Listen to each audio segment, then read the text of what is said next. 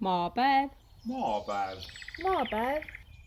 Kas on siis, kui me maale lähme? 50 aastat tagasi, 22. aprillil tulid sadades Ameerika linnades 20 miljonit inimest tänavale protestima elukeskkonna saastamise vastu.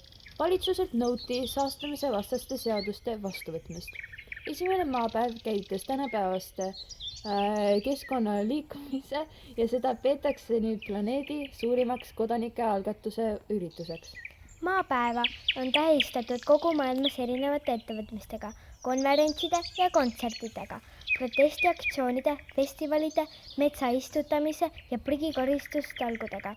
Maapäev on kogu planeedi päev. Sel päeval tuletatakse meelde, et planeet Maa on selle elanike ühine kodu, mille hoidmiseks saab igaüks midagi teha. 2020. aastal on maapäeva keskeks teemaks kliimamuutused. Kliimamuutused on suurimaks väljakutseks inimkonna tulevikule. Mõtleme, mida saaksime meie teha selleks, et hoida meie planeeti elamiskõlblikuna. Et me asjatult ei saastaks õhku heitgaasidega, vett ja maad, mürgiste ainete ja prügiga. Mida me siis teha saaksime?